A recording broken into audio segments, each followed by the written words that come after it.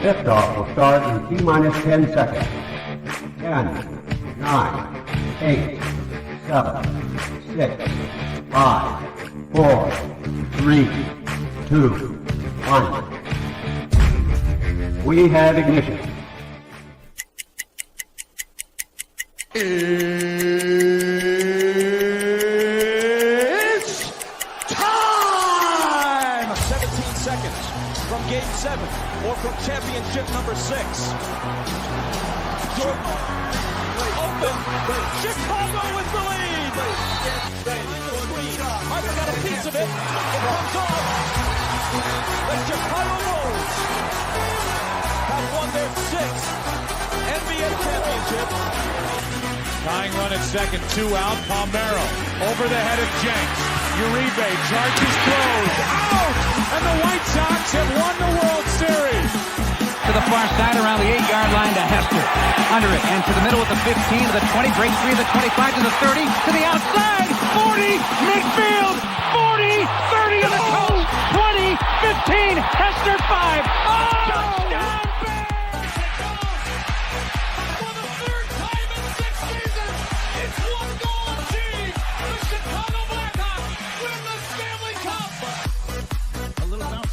Toward Bryant. He will glove it for Rizzo. It's in time. And the Chicago Cubs win the World Series.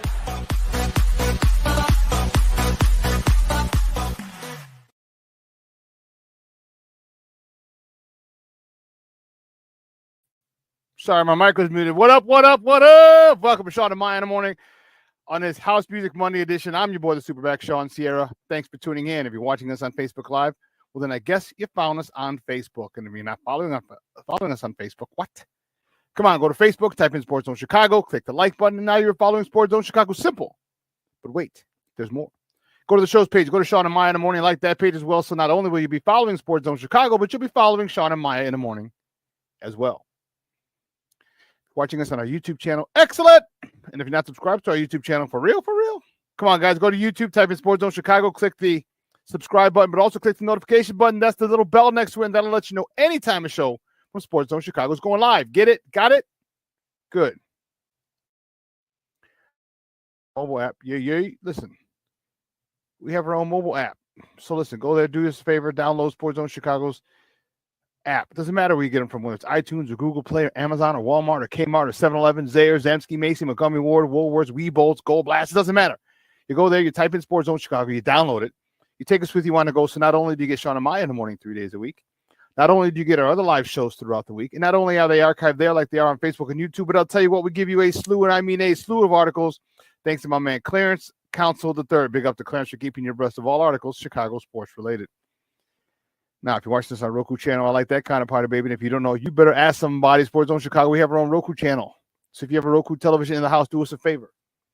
Download Sports Zone Chicago's channel to your television. Put it right there next to the big boys. Netflix, Hulu, Max, Prime, Disney Plus, Paramount Plus, Stars. Let's do it. It's there.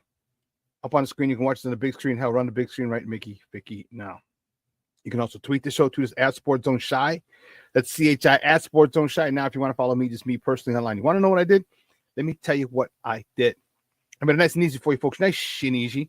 One handle for Facebook, Twitter, Instagram, Snapchat, and TikTok. All one handle at the Shawn Sierra. Listen, we have a great show, but I need you to get interactive. So whatever platform you're watching us on, whether it's Facebook, YouTube, or a mobile app, leave a question or comment on that platform. It'll come up here in the thread. We'll put it up on the screen. We'll incorporate into the show. And that, my people, is what makes this the best morning Chicago sports talk show around. And that's you. So keep them coming, baby. Questions, comments, smart-ass remarks, because ain't nobody scared over here. And like The Rock said, don't sing it, baby. Just bring it. Let's check the chat a little bit. Chat is jumping already. We're doing it well. Cornelius Squall's in the house. What up? Sports owners.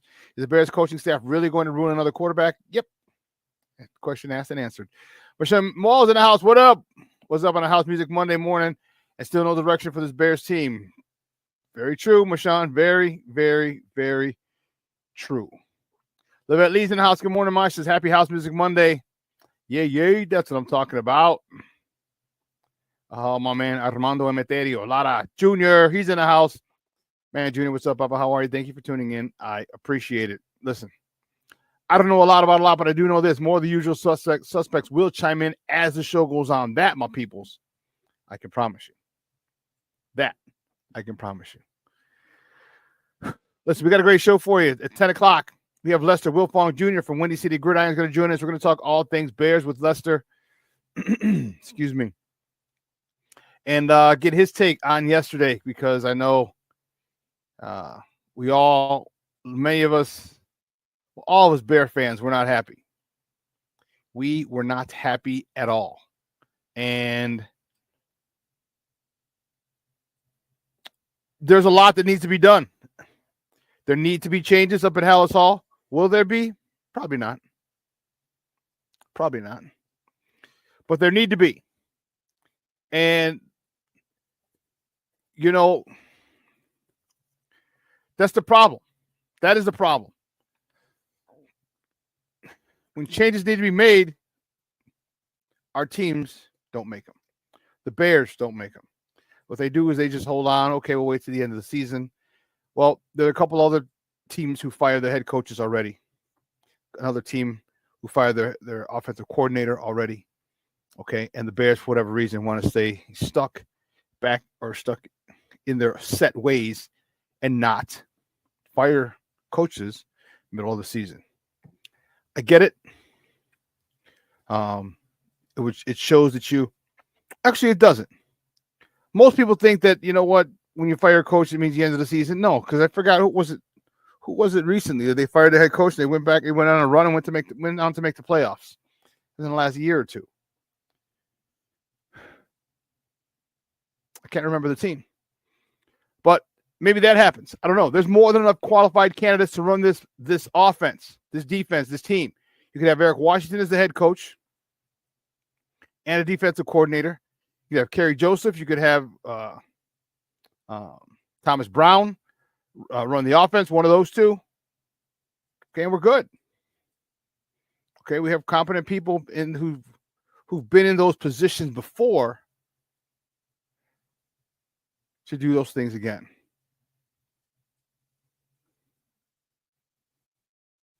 The vet says, "What's up, Shawn?" The vet. Shawn, Bears still have their stupid philosophy of not firing coaches during midseason. I get it. I understand. I don't agree with it. Believe you me, I get it. I get why they don't do that. I get why they don't do that. I understand it completely. I just don't agree with it. I just don't agree with it. Hightower, the special teams coach. Yeah, I don't know if I want to make him the head coach. I'd rather give Eric Washington that chance or that title if we do that. He's more well respected around the league. And I'm not saying that Hightower wouldn't be a good head coach. I'm not saying that at all. It's just me personally. I'd rather give it to a little more grizzled, seasoned vet. I don't know. And I could be wrong. James Ford's in the house. What's up, Papa? How are you? Thank you for tuning in. I appreciate you. Something's got to be done. Something has to be done. And I'll tell you what, it's beyond laughable. It's embarrassing. Do you know how many texts I got yesterday from my friends in Massachusetts? Remember, I went to Holy Cross out in Worcester, Massachusetts. And I had some people say, one of my friends was like, "Oh, take it easy on us. Don't embarrass us." I'm like, look, we're just trying to get a W. We ain't worried about embarrassing anybody. We're worried about getting a win. That's all we're doing. And at the end, I was like, see what I mean? And they were like, wow. Leo Factor's in the house. What's up, Papa? Good morning. Good to see you back. Nothing changes if nothing changes. You're damn right. You're damn right, Leo. Truer words were never spoken. And so what are they going to do? What is this organization going to do? They're in a pickle right now. They are in a pickle. They are in a pickle. And I don't know what this organization plans to do. The scary part is I have an idea of what they're going to do, but I don't know if it's what is actually going to transpire. All right, we remember we talked about Brad Biggs' report last week saying that Eberflus had a 5-year deal, which means after this season he has 2 years left on his deal. Are the Bears going to pay him for 2 more seasons while paying a new head coach? That's not their MO. That's not their MO. They have shied away from that. Wow.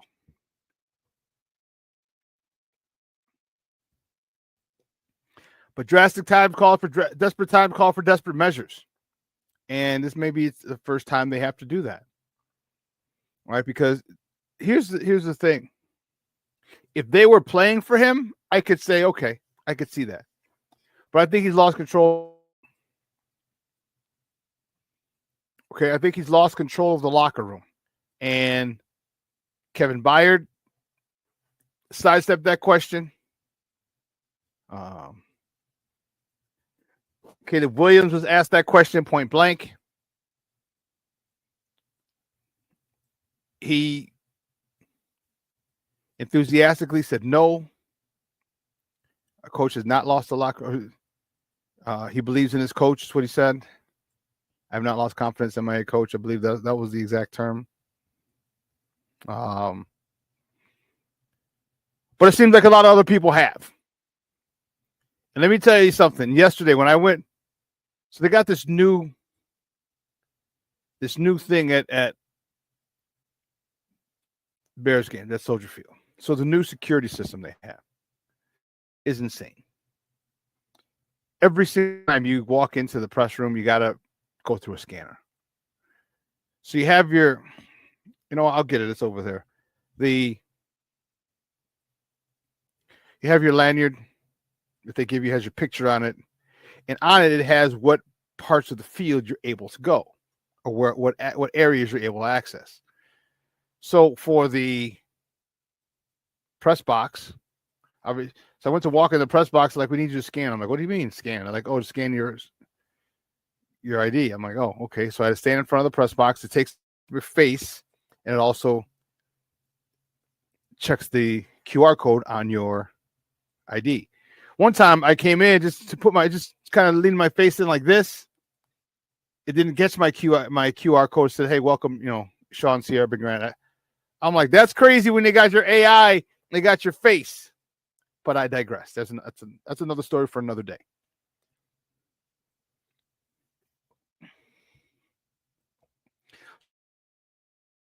Soldier Field this year. Why not do some things different at Hallis Hall? All right, at the top of the hour, at 10 o'clock, we're going to talk to my man Lester Wiltfong Jr. about this situation. I'm really pissy.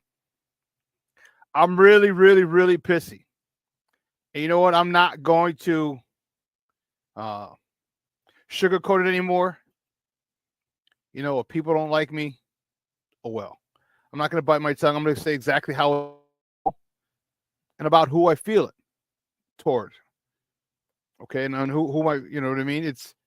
I'm tired. There's too much politics going on, and you know what? I'm not really worried about anyone whooping my ass. So, if I say someone that offends someone, oh well.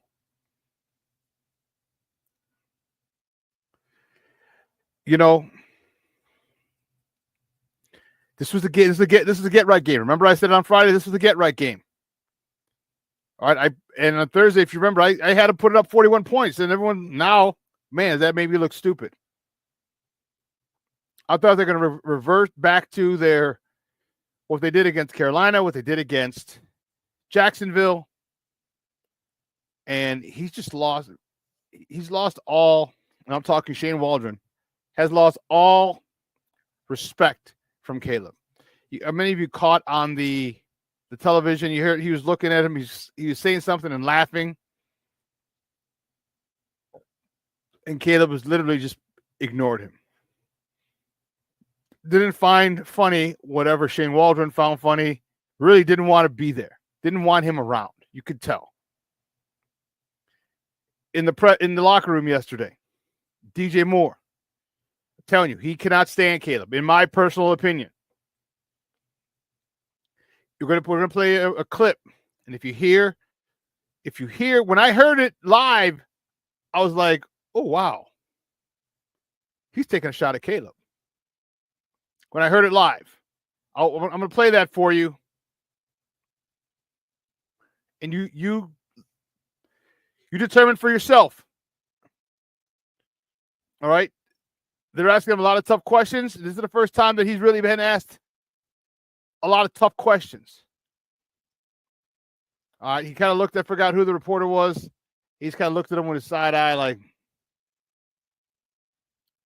you know, it's a tough time, but you know what? Bears fans, we're very passionate about our team. You know, we work hard for our money, and for us, for people to spend over $100 a ticket to go there, make it a all-day event, for people not to put in the requisite time and preparation is frustrating, especially when this history, and I can't even say this franchise has a history, because they don't. They don't have a storied history. They don't have a success. No, they have a storied history. They have a history. They don't have a successful history.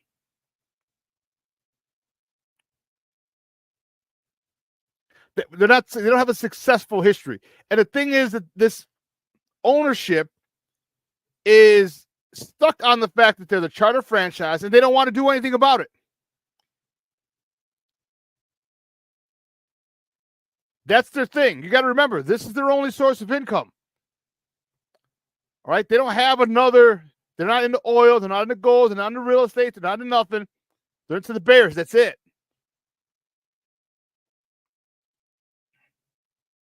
They don't have a storied history.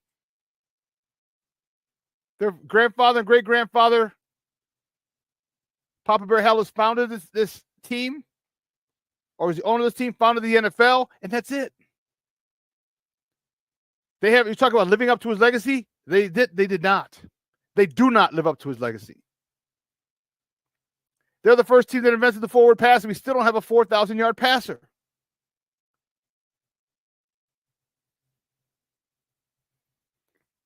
You know, I am frustrated. I'm livid.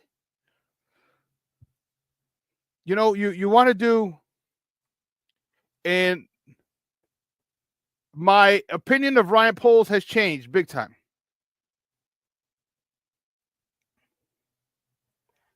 It has changed big time.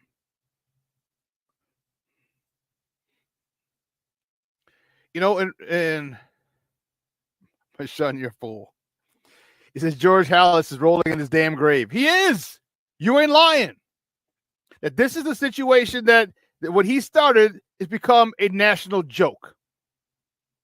The organization that he took to prominence, the charter franchise of the NFL, is a joke. Is the joke of the NFL. We talked about the situation before. We talked about this, the repeated cycle. Trubisky had Fox got Trubisky in his last year. He fired him to bring in Matt Nagy. That didn't work out. They bring in Justin Fields. They fire Matt Nagy 1 year after having Justin Fields, and he goes to Matt Eberflus. Now, do they fire Matt Eberflus after this year and give Caleb his second head coach and system in 2 seasons? The way it's looking. The way it's looking. Excuse me. When you could have had this guy. The season before Jim Harbaugh, the season after, first season after, or with Jim Harbaugh. Before he got there, the Niners were 6-10 in 2010. In 2011, they're 13-3 in Michigan. The season before he got there in 2014, they were 5-7, and he gets there in 2015, they're 10-3. The Chargers 5-12 beforehand, and right now they're 5-3 right now. I don't remember if they won yesterday or not this week.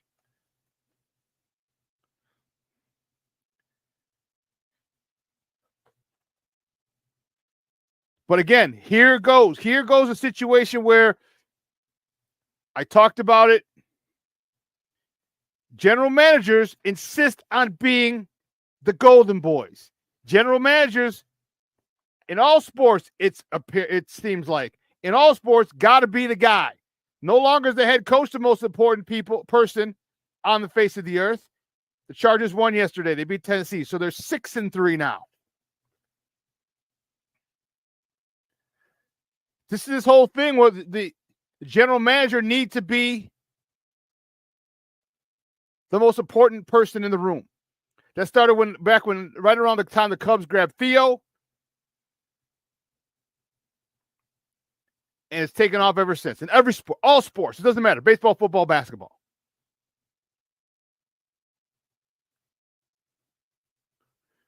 You could have hired Harbaugh. You mean to tell me Harbaugh wouldn't have told him, hey, listen, you trade that pick, we're going to get some offensive linemen. I can win with Justin. I prepared against Justin for 2 years. This dude is a stud. Beat me twice at Michigan. Yeah, I'd love to have him. We're going to get some offensive linemen. You don't think he would have said that trade? So we're going to have, think of the haul they would have had. They would have had a couple first-round picks this year, a couple first-round picks next year, maybe a couple first-round picks in 2 years. They had a couple second-round picks this year, next year, maybe even 2 years later. Excuse me. But no, you don't want a coach who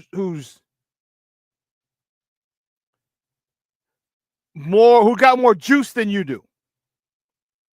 Why are the Bears continuing to go get rookie coaches? And I know they went and got John Fox. That might blow a hole in my theory, but John Fox was on his way out. I was hoping he could do what he did in his previous 2 stops, but he was at the end of his rope.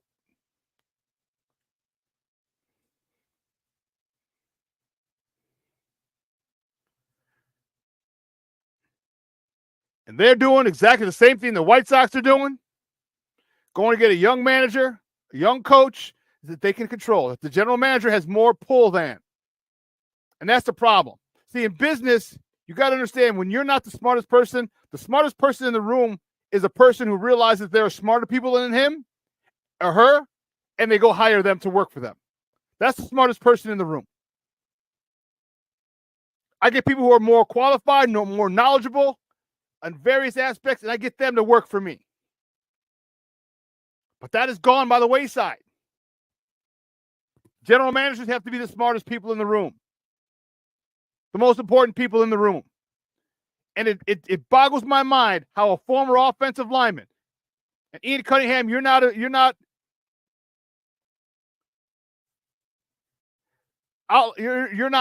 going to miss any of this heat either. You're the assistant general manager, and you're not going to say, and everyone talked about in the Hard Knocks, oh, our guy's going to be there. Our guy was. So you're okay with the Rome Odunze thing, but you're not okay with getting an offensive lineman in the first round. Our GM and our assistant GM are both former offensive linemen. How the hell do you not understand that that's how a team is built? How the hell do you not understand that is the formula for a winning team? How the hell do you not understand that is the way football works? The position that both of you played. How do you not understand that?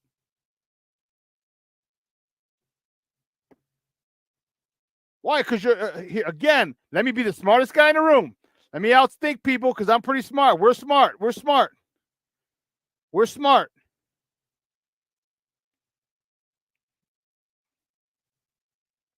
When you had everything you needed here, except offensive linemen, go get the offensive linemen. Go build from the trenches outward. From the trenches outward.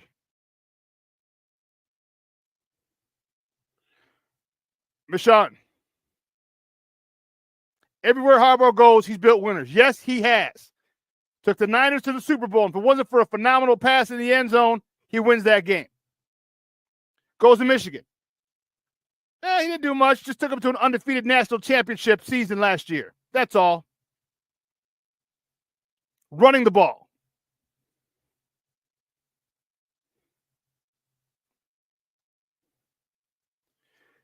Jason, UK Bears, good morning, Papa, or good afternoon over there. Thank you for tuning in. Said, hey, Shawn and Bears fans, I don't know what to say. Just so bad. We are going to get crushed for the rest of the season, I fear. That is a very, very, very strong possibility. Very, very strong possibility, Jason.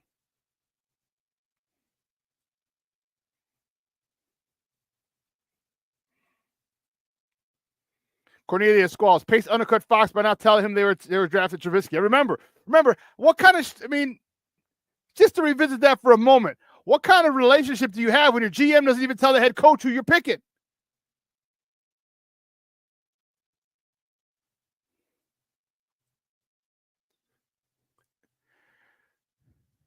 Junior says, look at how the Bears pulled the wool over everyone's eyes with Hard Knocks, with the making Eberflus look Hollywood and not swearing. That's a BS football. And that's BS. Football players swear. I know every other word is a swear. Yeah. This team had us all fooled. And it's embarrassing. We'll go into more depth. There's a lot more I got to say. Lester's going to be with us from 10 to 10:30, and then I'm going to kind of go on my rant at that particular point. But we're going to take a quick break, and on the other side of the break, we are going to get to top of the morning. I promise you. That'll be the first thing on the other side of the break. So don't go anywhere, folks. Keep it locked right here. Shawn and Maya in the morning on Sports Zone Chicago.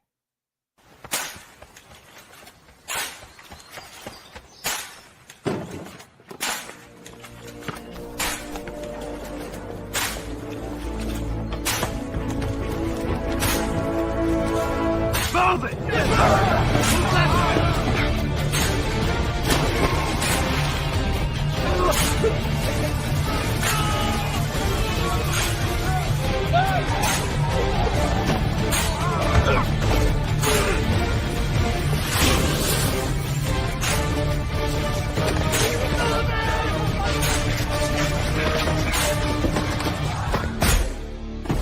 Many will hear the calling. Few will earn the title. United States Marine. The few, the proud, the Marines.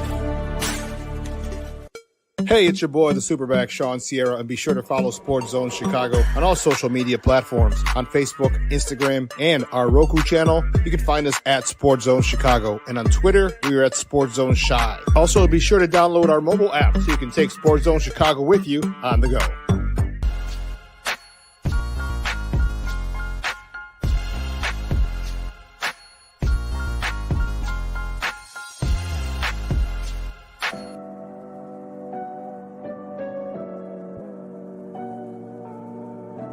How do you take care of your mind health?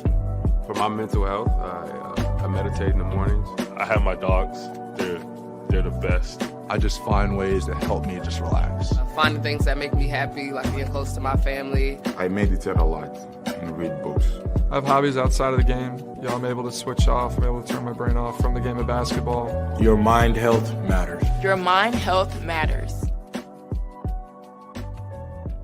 We are looking for a few heroes, mentors, trailblazers, innovators, a passion to change lives, spark curiosity, open hearts, and awaken minds, help students answer the question, who am I?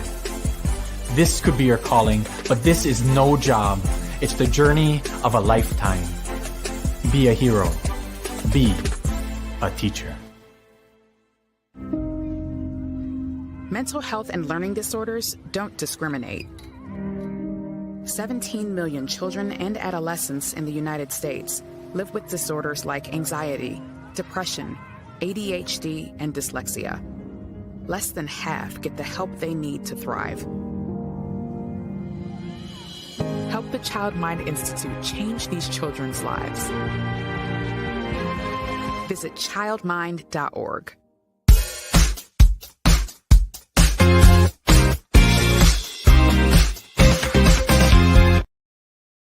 What about the offensive play calling? You guys, is it worth exploring? No. I think Shane is fine, and then our coaches and just got to get more detail and us as going out there and going to play and do the things that we are coaching. Was it frustrating for you when you were winning your one-on-one battles and not seeing the football? Of course. It's like when you go to camps, you do one-on-ones and you cook somebody, you gonna get the ball, or it's just like a hurt feeling. But I mean, it's the National Football League.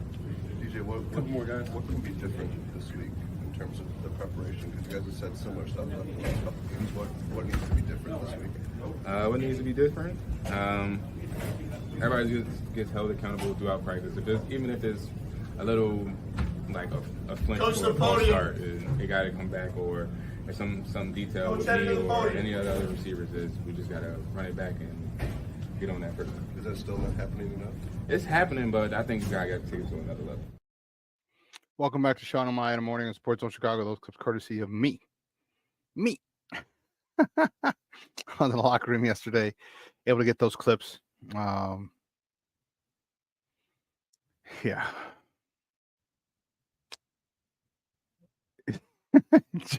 Jason, UK, every other word for me last night was a swear.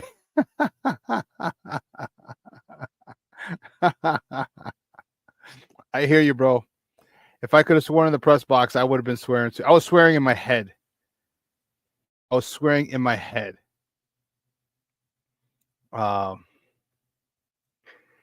Leo says they've had 3 off seasons to develop, build the O-line so far. The most talented O-line possibly looks like he's regressing. They're all right. Yes.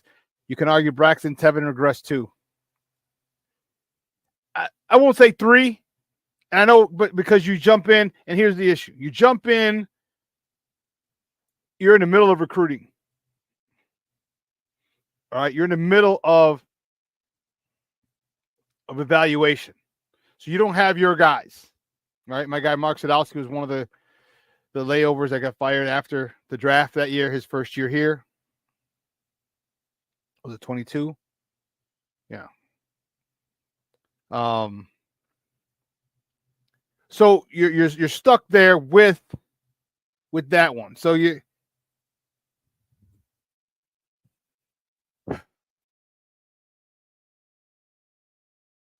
but you've had more than enough time.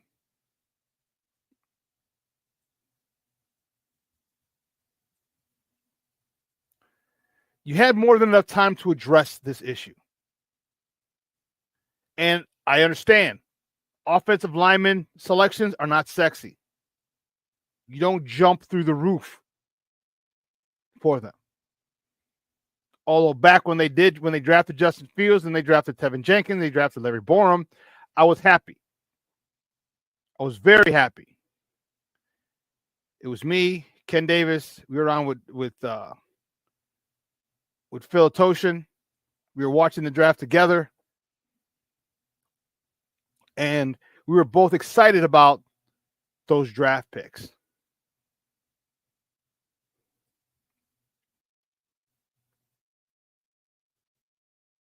We haven't gone after any, but listen, you know what? I'll wait. I'll do my get off my lawn segment at 10:30. Because then I'm going to really get myself fired up.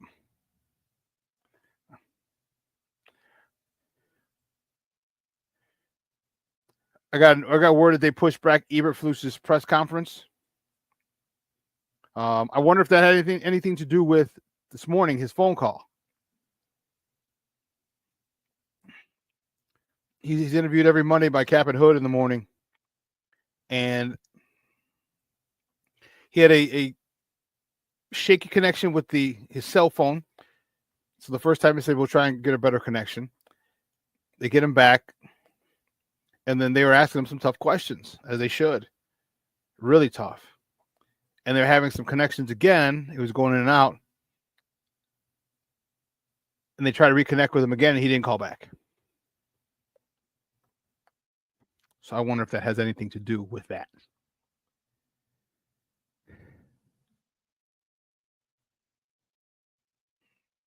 Cornelius says the problem with your line is coaching and play calling because no one has first-round picks at every O-line position.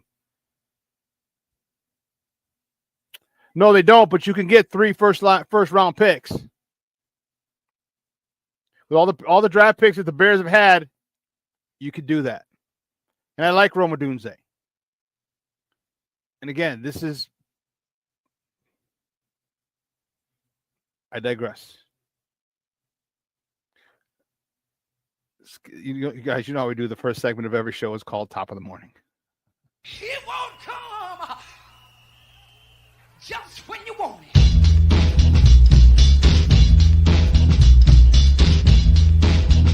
Top of the morning to you.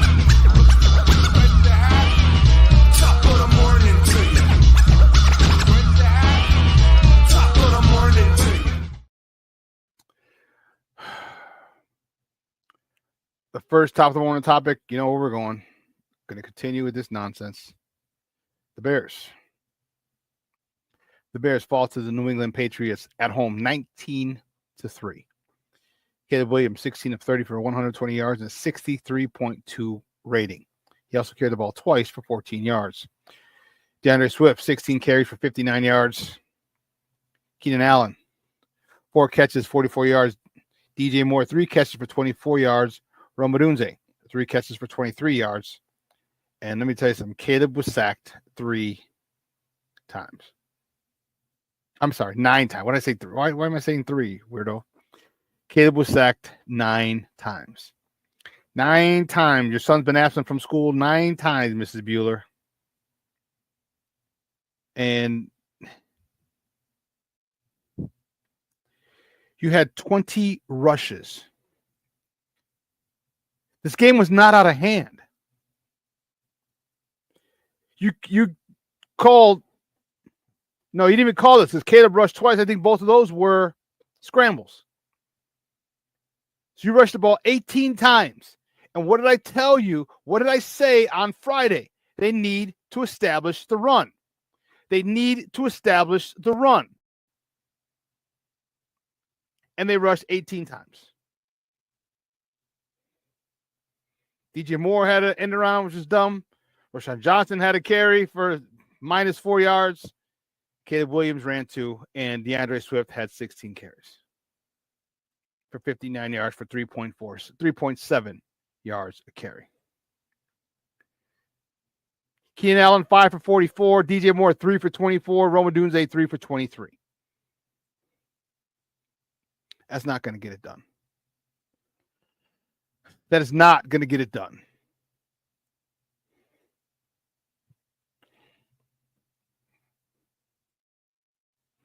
If you saw the thumbnail, I think Steve did a phenomenal job with it. The concept, the idea. Just one or both gone now.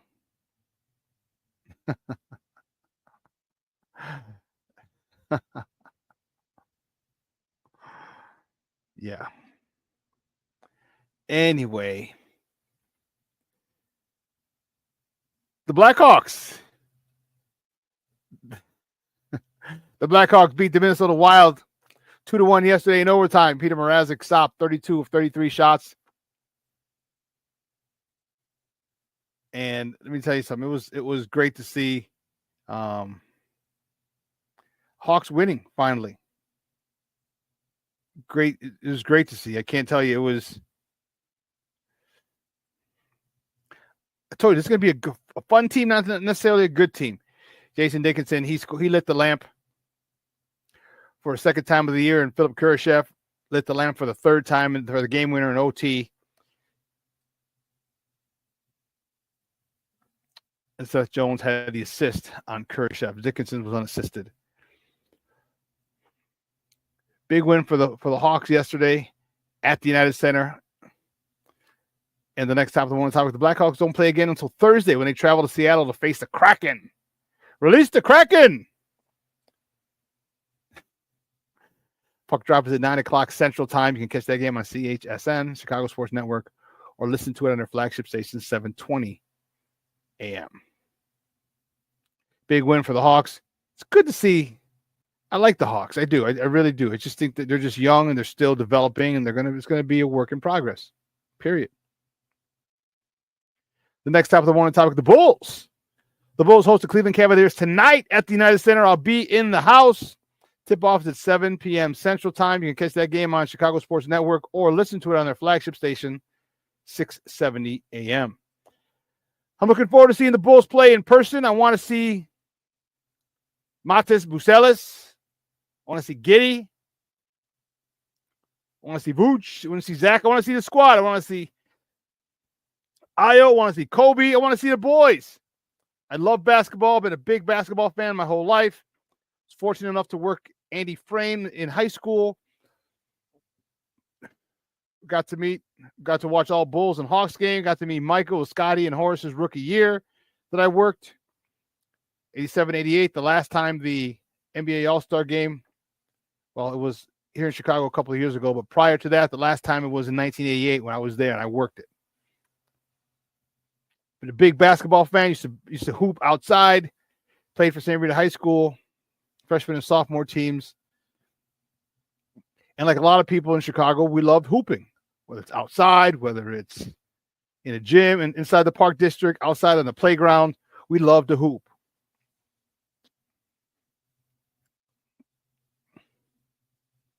So we'll be there.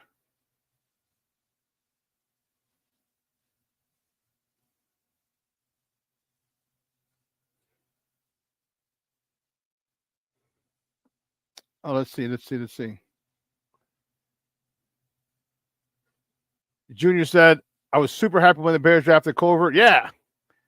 He was a left tackle for Dan Marino at Pittsburgh. He was pretty damn good. Jason said, I don't know ball like you guys, but I just think when you're seeing your quarterback getting smashed in the first few drives, why the hell don't you change to max protect? Try something different. Yeah. Yeah. Nothing wrong with keeping a tight end in. All right, you can go 12 personnel. All right, keep one tight end to protect, one tight end in the route. So you have 3 people in the route. There's a lot of things you can do. They didn't. Cornelius Squall says, everyone in Chicago knew all those backups wouldn't be able to pass protect, so they should have had no choice but to run. That's what I was saying. Cornelius, you're right on point, Papa. You are right on point because, listen, even if you're a backup, chances are you're a much better run blocker than you are a pass protector. So why not give your backups confidence by running the ball and getting some successful plays under the belt? Those are confidence builders. But no. Plank's checking in. Good morning, Papa. How are you? He said, I'm super late. Good morning, Shawn. The sports owners, I'm so pissed. So no bear down this morning. No, we could bear down because we know what this team could be. But I hear you. If you don't want to, not personal, Papa. I feel you. It's frustrating. King Book of World checking in. Salute to the chat. Shawn, good morning, Papa. Thank you for tuning in, man. I appreciate it. Planksta, King Book of World. We're getting more of the usual suspects checking in.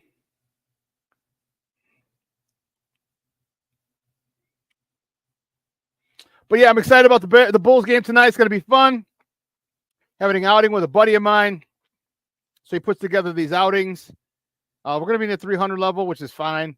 But it was only like $45. So it's $45 is a pre-party at my buddy's spot of Output. Then we take a bus over. It's not too far. It's literally like not even half a mile. About a half a mile. All right, right down Wood Street. And they give us a bus to and from the United Center.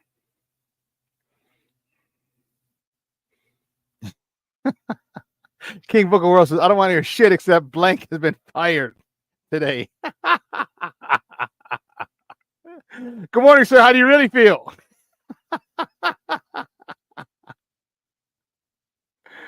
Oh, man. Coming in hot.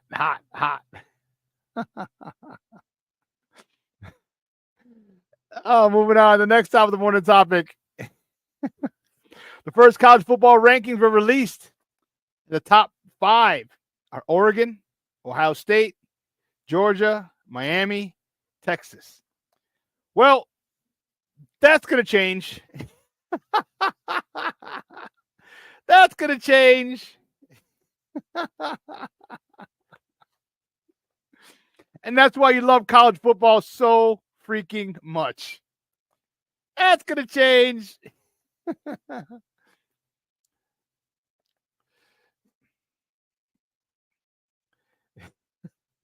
That has changed. The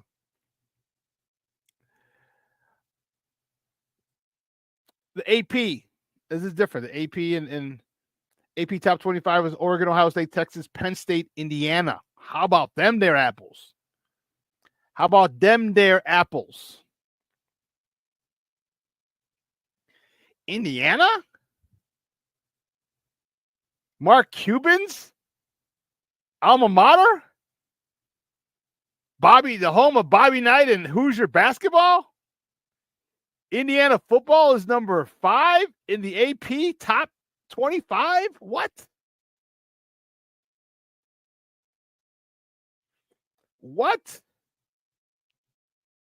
This is unheard of. Indiana's 10-0. 10-0. And their next game is the 23rd, 2 weeks, at Ohio State, number 2. So now, here's the question. What if Ohio State loses? Do you dare? If you're a gambler, do you dare? I double dog dare you. Do you dare bet Indiana? Are they favorites? I don't know. Because Ohio State plays Northwestern this weekend, but they play them at Wrigley.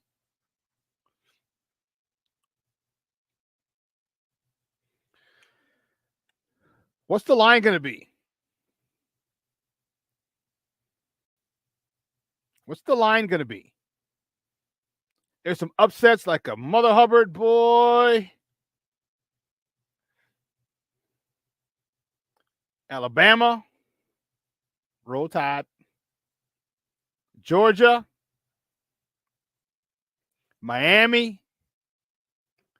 All these teams that lost this weekend. Crazy, crazy, crazy.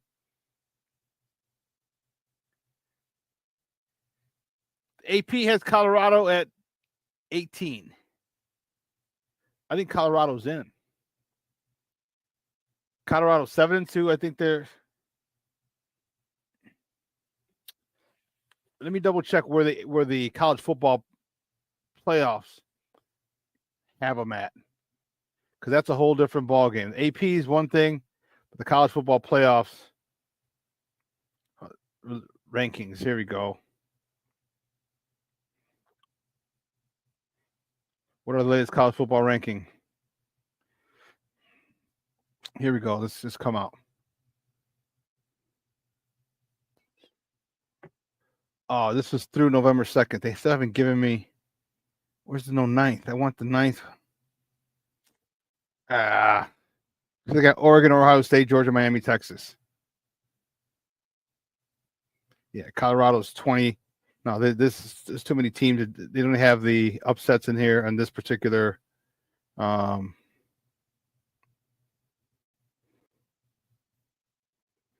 we go. 21 hours ago. No, this is the AP. This is what I just read you. I have the AP. I want the college football playoff. I want the college football playoff rankings. Anyway.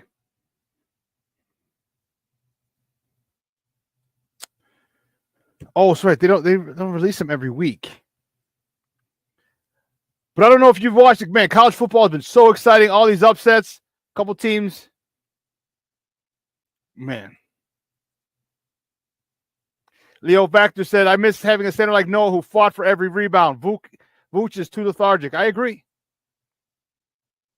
You know, you got people like Joe Kim. You got he's battling. And that's what we care. That's what we want from our athletes. Fight. Compete.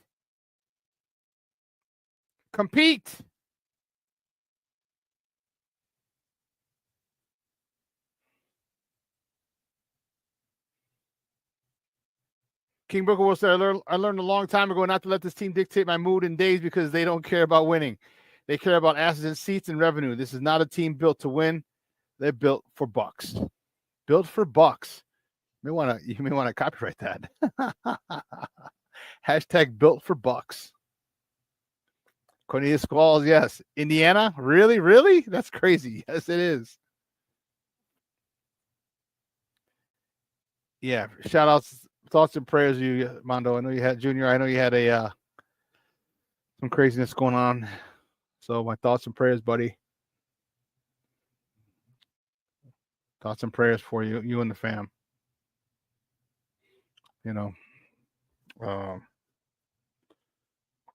Lester's going to join us in a minute. And yeah, Army now has the longest win streak at 13 games in a row. I hate Army.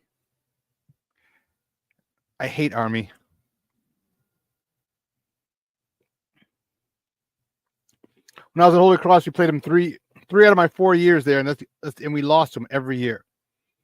My first 3 years when we played under Coach Duffner, who actually was at Holy Cross this past weekend, which was crazy. He's a coach for the Dolphins, if I'm not mistaken, a linebacker coach.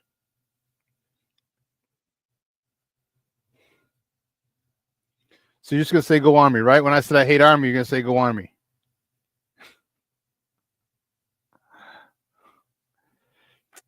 That was the only team that beat us. We had 30 wins, 2 losses, and 1 tie. Those 2 losses were to Army. And if you remember my stories, football season, fall of 1989 was the last time I was ever intimidated on the football field. I remember it well. We stayed at Jersey. We stayed at the Hilton, this beautiful, beautiful hotel. We didn't fly anywhere because all of our places were close. I think the furthest was to like Lehigh or Lafayette in Pennsylvania. But the hotel that we stayed at was beautiful, all brick. I remember brick, all mirror glass.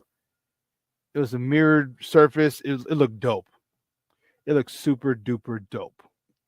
And I remember,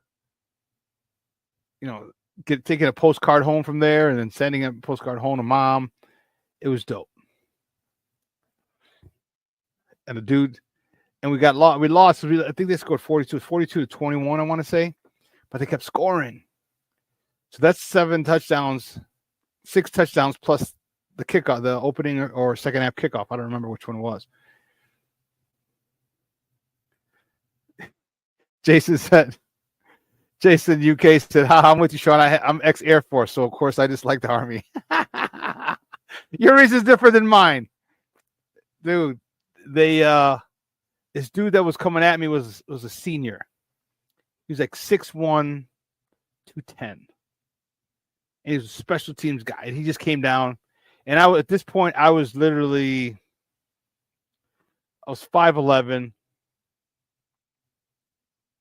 $195, maybe 200. I don't even know if I was 200 yet. And this dude kept coming down. He was my guy to block on kickoff return. Dude, he kicked my ass so bad. It was like the fourth or last one or the second to last kickoff return. I hit him low. I hit him in the thighs. I chopped him. Because he was kicking my ass. I was scared. I was like, damn, that was the last time I was ever intimidated on a football field. Because this dude had gone through 5 years, I don't know, of off-season training. He was 6'1", 210.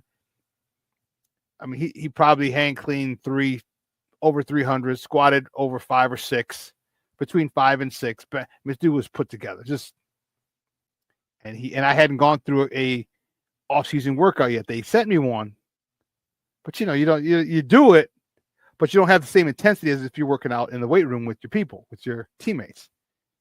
Dude, he just whooped my ass. So the hell with Army. Anyway, I digress. I digress. We're going to take a quick break. On the other side of the break, we're going to welcome my man Lester Wiltfong Jr. We're going to talk all things Bear, so don't go anywhere, folks. Keep it locked right here. Shawn and Maya in the morning on Sports Zone Chicago.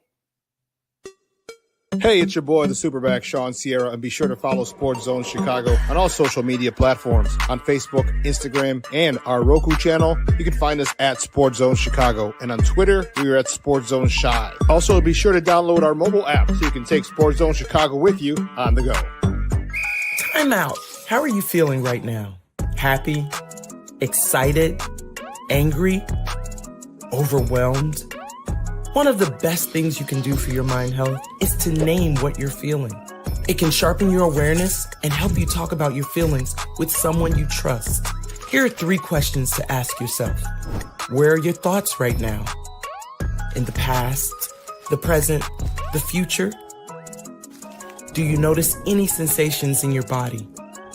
Is your heart beating fast? Is there a flutter in your stomach? Or are you fully relaxed? What do you need right now? Time with others? Time to yourself? Remember, there's power in this awareness. So find ways to identify what you're feeling today.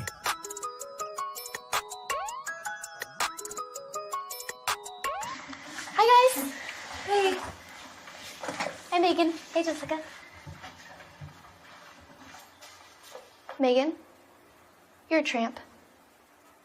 Brian Fitch told me you guys made out. Everybody knows. He said your breath smells like garbage. And he almost puked. He says you're the most desperate girl he knows, besides your mom. How many boyfriends does she have anyway? Lots? Your makeup makes you look like a clown. That zit is huge, zit face.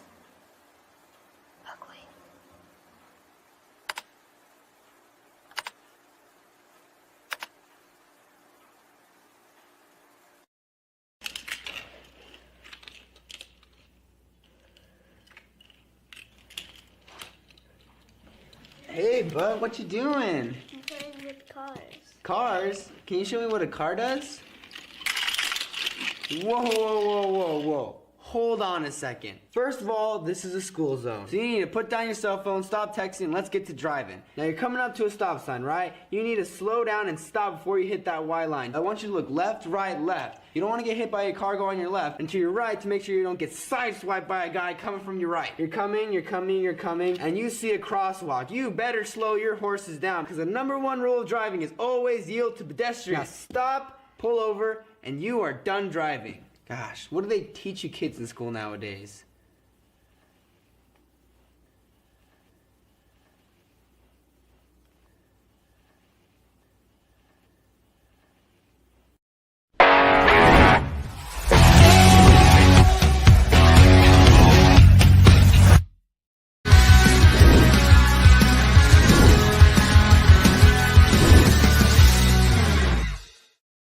Bring it forth now. Run with that. So you have to be real with yourselves. What is real right now? We ain't moving the ball. 3 and outs are happening too many times, and we're getting 3rd and longs too many times. Why do you think that's happening? I don't know. We gotta go back and look. Do you have to be concerned that this locker room is splintering? No. You can't. Splinter can't go apart right now. When you're down, you just gotta come together. Is it hard to have confidence in the game plans that you're getting when consistently they haven't resulted in positive results for you all? You gotta stick with the game plan. No, that's what we go out there and practice, and we gotta go out there and execute. Was it stunning today to you to see this defense and walk out here with 3 points? Yeah, a lot of man coverage. Got a lot of playmakers on the field that can beat man coverage, and we just didn't get it done today. Welcome back to Shawn and Maya in the morning at Sports Zone Chicago. That was key, was what he said. To me, that was huge, what he said. I'm going to ask my guest what he thinks. Guys, you've seen him before. He's a good friend of the program. He's the editor-in-chief over at Windy City Gridiron. You can find him on Twitter at Wiltfong Jr, Wiltfong Jr. Guys, let's welcome back to Shawn and Maya, Lester Wiltfong Jr. Lester, what's up, Papa? How are you? I'm doing good, Shawn. How about you? Man, I'm hanging in there, Papa.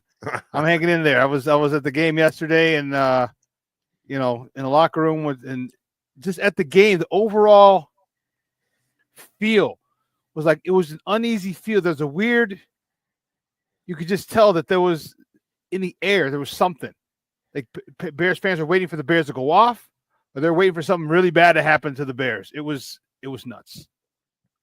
It's definitely a tipping point for the franchise, and everyone feels it apparently, except for the Bears, because we may get a coaching change as far as the play caller today, but Flus is still have a job.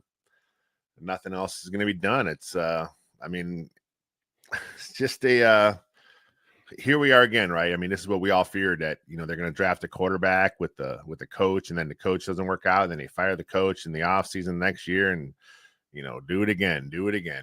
This franchise never learns from its mistakes, and it makes mistakes. This is it's just a cursed franchise, and it's cursed with their own stupidity. They just keep doing things to themselves when there is a path, and they just refuse to take it.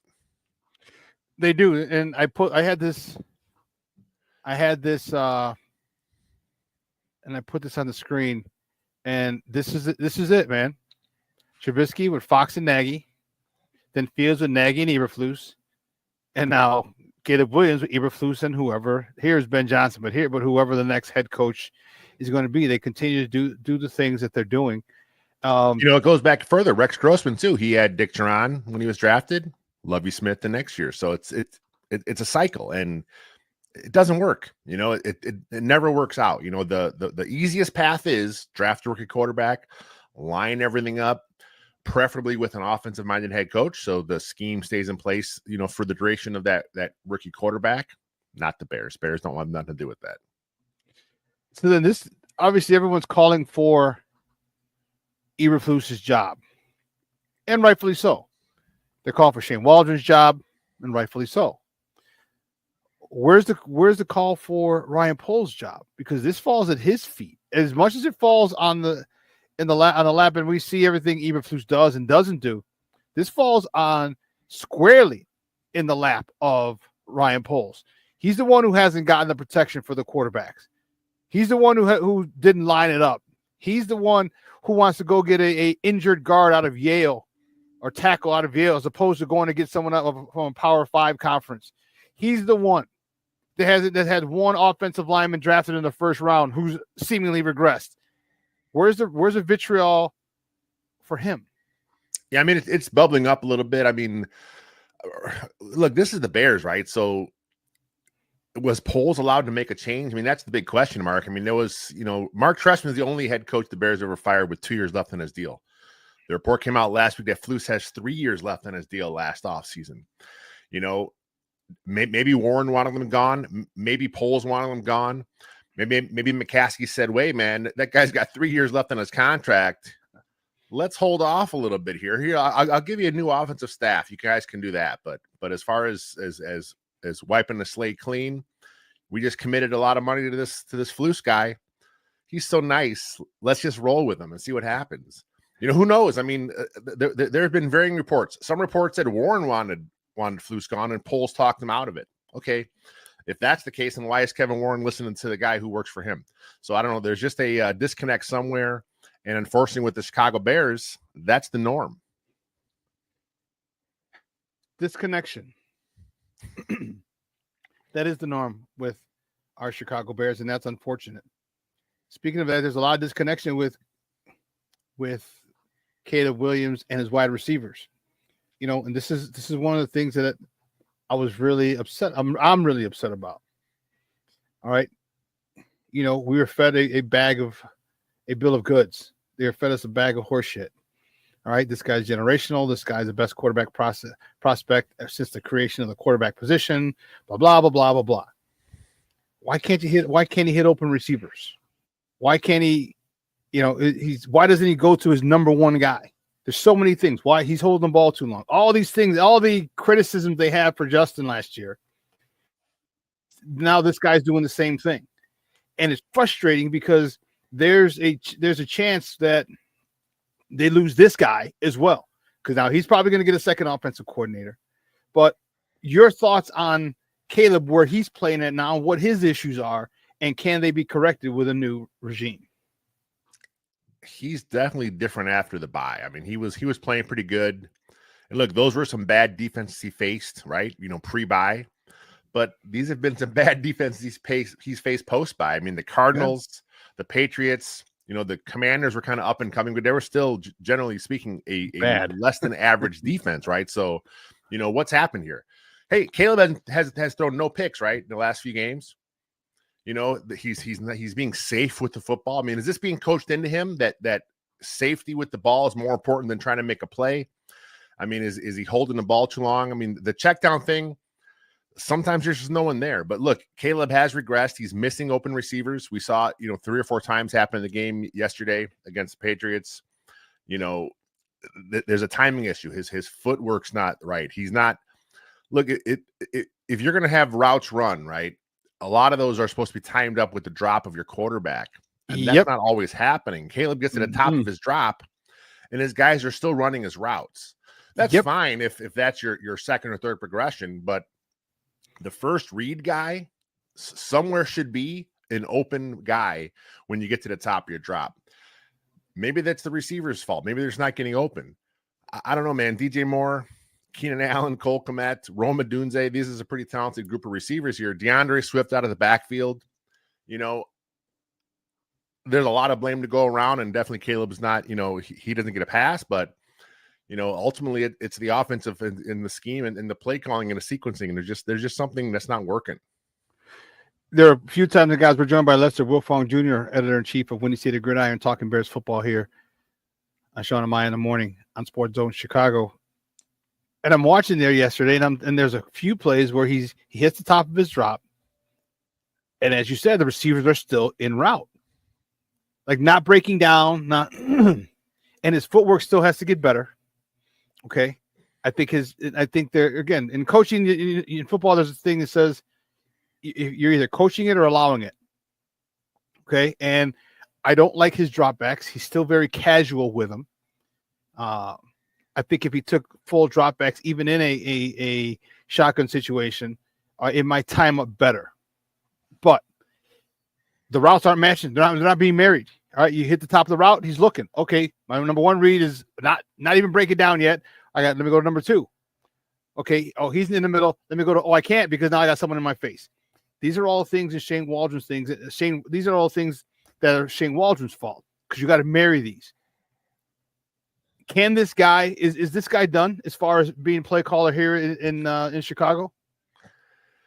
I mean, I would hope so. I mean, I think that's the logical thing. I mean, it came out this morning. Flus did his normal morning radio spot on ESPN, and he was asked directly if there's a change coming, and he didn't say there wasn't a change. He kind of said it was in the process of it. I'm not sure of his exact wording, but he kind of made it vague enough to where you would think something's on the way.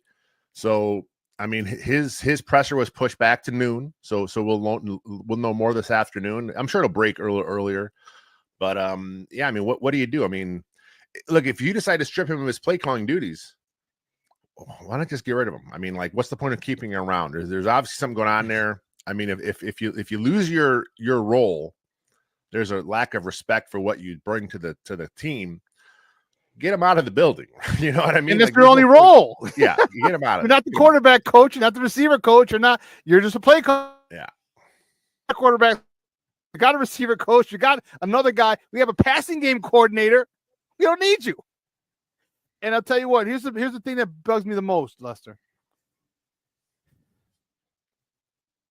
I stood on the table, pounded my fist all offseason saying the best acquisition this offseason was Shane Waldron. Okay, what he did with Russell Wilson, what he did with Geno Smith, which is why I thought they were going to keep Justin because he's worked with veterans. Why was this thing able to be offense able to be turned around with Geno Smith and not Caleb Williams? And that's the question, right? I mean, the Seahawks offense has regressed since Waldron has left, so it's like he was fine there. I just think it's like, did they give Caleb too much?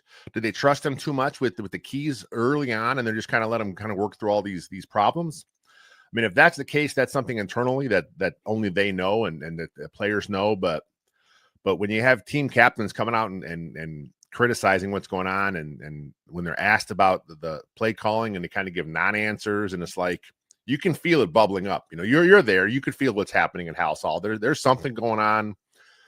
You know, the players won't come out and rip the coach. That's just not how the players are going to operate at this point. But man, it's something there. Something's bubbling. Something's got to change.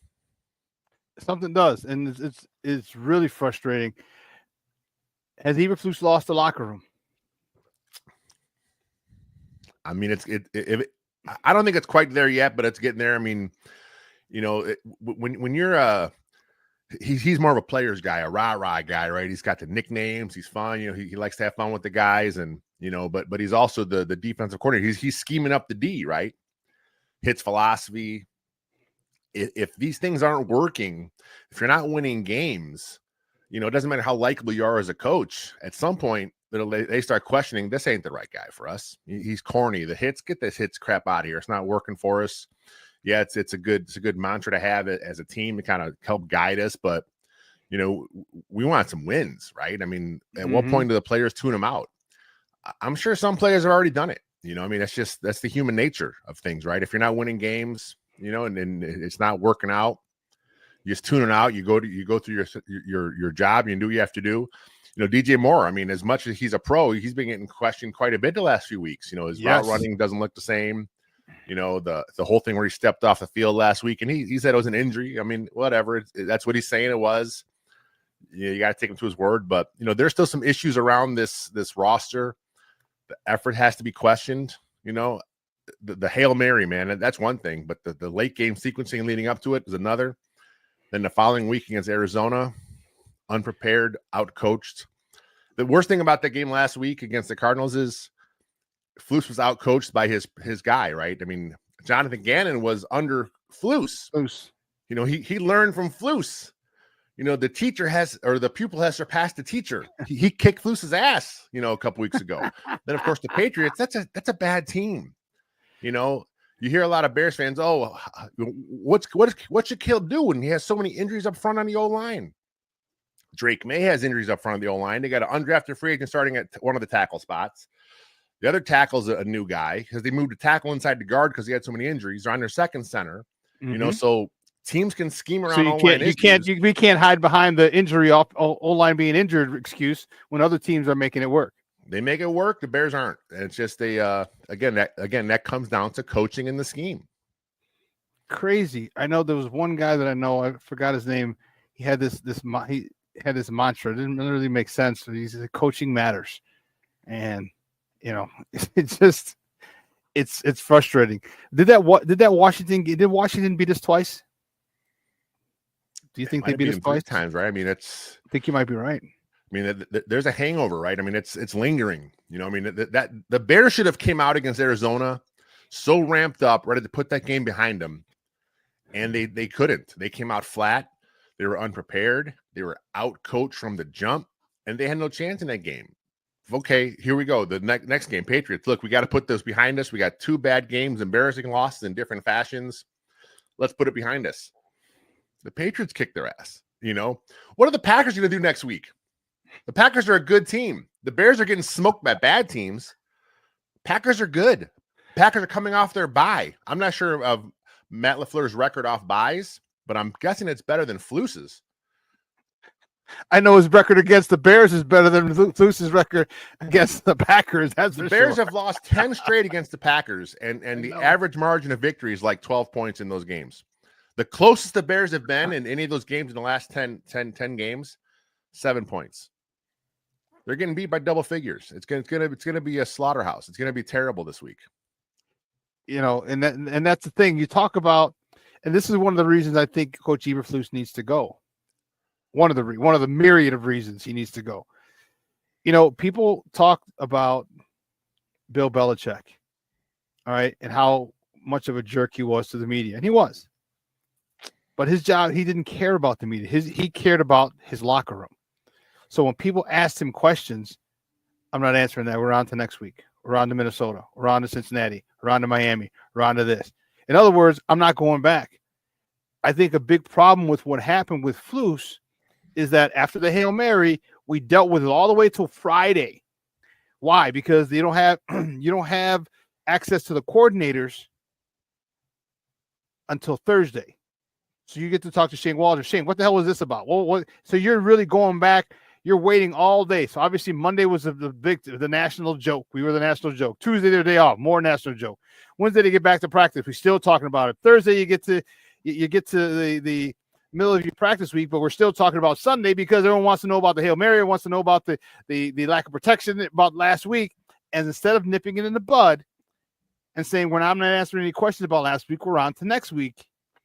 They had to keep dealing with it, and I think that was one of the reasons why that Washington beat us twice. And I think they beat us three times, and that's a shame because there's no way this was the gimme. These were the layups. Yeah, these were the layups. Lester, I said this team's going to finish 7-2 in these first 9 games. Yeah, and they should have. They even had a chance to go 8-1. Indy kept giving us the game. Indy's like, here, please take it. No, we don't want it. Here, please take it. No, we don't want it. Man, so. Do you think that they will go against the grain, go against their philosophy, and fire this guy mid-season? I mean, we can only hope as Bears. I mean, look, like we talk about the Packers, right? Coming up, if the Packers win this game, 38-12 or whatever it's going to be, it's going to be bad. I mean, that's my guess. It's going to be bad. If the McCaskey family feels embarrassed again, if the players, I mean, again, the players are losing, man. That wears on you. You hear a lot about, that just beats you down. And it's like, who wants to go to work in a situation where you have no respect for the play caller or the head coach? I mean, these guys, they're professionals, but it's a bad work environment for them. If they're not winning games, they're not enjoying it. Football, it's their job, but it's also fun. It's something they're supposed to enjoy doing. And if they can't win games, they don't see a future. They see the rookie quarterback being broken. They see the offense is broken. National reporters are calling. I mean, they're calling for a coaching change. It's not just local. It's not just fans. Right. It's everyone. Everyone thinks the Bears are making a mistake by keeping Flus. He has blown how many games when he had it in the bag? There's at least 4, maybe 5 games where he had it in the fourth quarter and in the bag, right?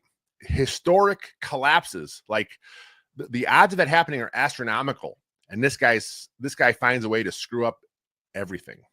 He's not a head coach. I mean, we have the data. He talked about in the press conference. We have the data where offense works sometimes. We have the data where the players are good sometimes.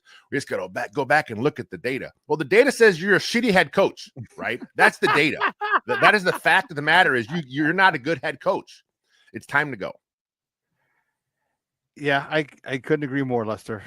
And the loss that you had was the Denver game last year. Yeah. Or the Detroit game.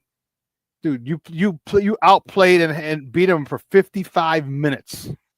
55 minutes you beat this Detroit team, and you let them come back and win. And I think that was where he started losing. I think that was the game where he lost the most players. Because at that point, like, dude, we got it. How did we lose to this team? It's unfortunate. What about this offensive line? What do we do? Darnell Wright has regressed. I passed Tevinjenkins. Dude, when I was in the locker room, I'll stand next to Brad Biggs yesterday. And he was just like, are they ever going to open up this locker room today or what? It was a lot longer than normal. Because usually, like right after the game, like I stayed upstairs for a little bit before I went down. I was one of the last guys down into the locker room. And I was kind of walking because we have to walk. It's a long way around the bowels. I'm walking fast and like, oh shit, starting to sweat a little bit because I'm like, I want to get in there. They still hadn't been let in the locker room. And when we got in, Lester, dude, most of the players were gone. Yeah. As soon as they opened up, we saw players walking out. Tyreek Stevenson walked right past me as I walked in the door. Montez Sweat. I'm like, dude, you couldn't get there back to the line of scrimmage. I said, but you got out of this locker room fast as hell. I was like, dude, they don't want to be there. They don't want to be there. And it's frustrating. But talk about this offense. Talk about not just the offense, but the trenches in general. Montez Sweat is hurt. Billings is out. Man, when he went out last week with that pec, and then he got the surgery, I'm like, that's not a good thing. And then we got we got Amagaji, this is not Yale, buddy. This is a little different than Yale. You know, Braxton Jones is out. Dude, what is it? What do we do with this offensive line? I mean, is there any offensive line so we can go get any quality offensive linemen? Because otherwise, this is going to get ugly. And I'll tell you what, the Packers are going to stop pouring it on. Yeah. They're not going to stop. They might stop when it's 20 plus.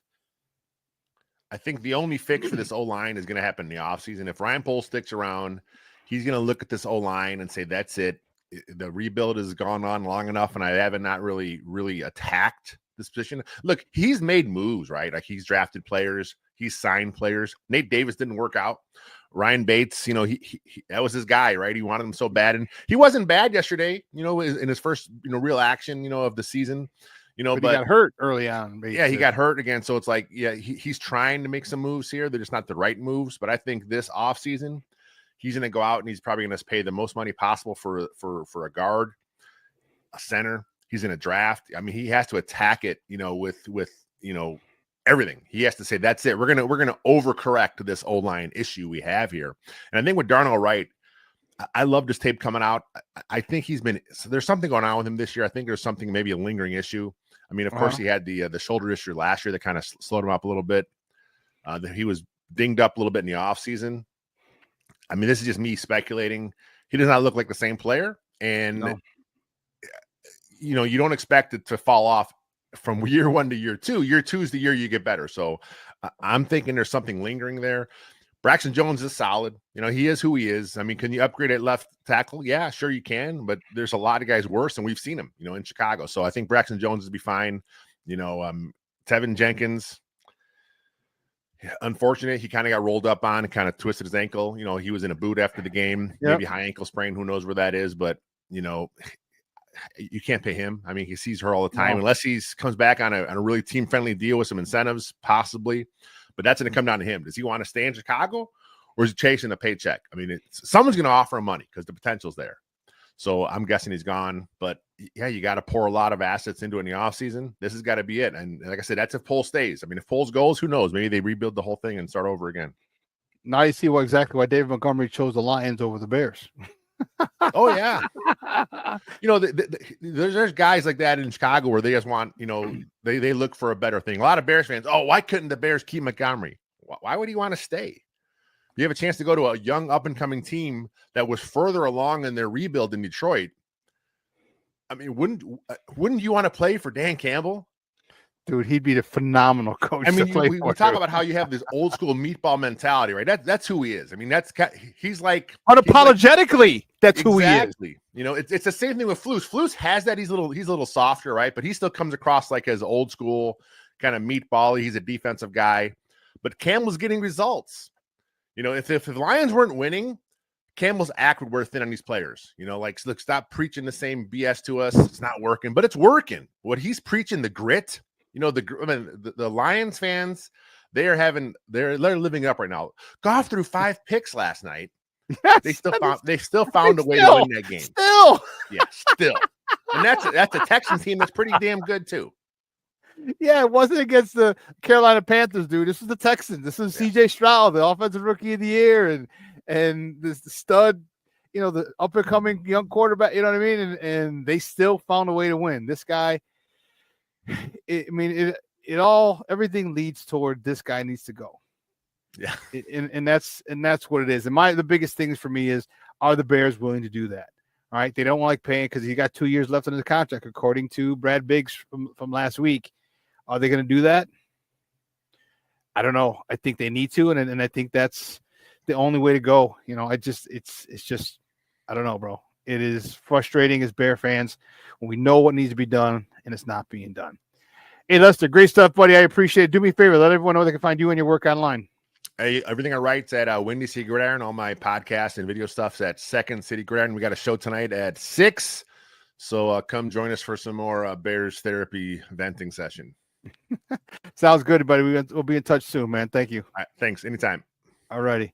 Guys, that's Lester Wiltfong Jr. from Windy City Gridiron. And I'm telling you, this is it. We're at a crossroads here. You know, and I am. The problem is we got 8 games left. We don't have 3 or 4. We have 8. Do you make a move now There's still time to get stuff done, but there's no margin for error. None. You think the Boo Birds were bad yesterday? They were in the stands chanting "Fire Floose." One guy, they showed him on multiple networks and outlets, had the paper bag, the brown paper bag over his head, "Fire Floose." Do you think that's the embarrassing part for the McCaskies? That is all over, not just Chicago media, Chicago TV. That's over national outlets, nationally. And I think that embarrassment is what is the second most motivating factor for the McCaskies. Money is the first. But embarrassment and their perception by their peers is the second most important motivating factor for them, in my opinion. In my opinion, my humble opinion.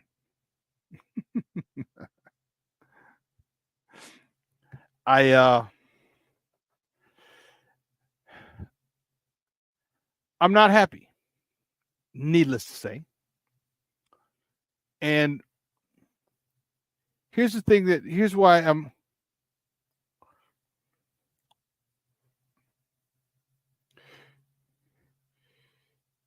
let's just look at this whole situation. Let's look at it. Okay. Polls. And I know I went on a rant last week, but I'm going on another one this week. Okay.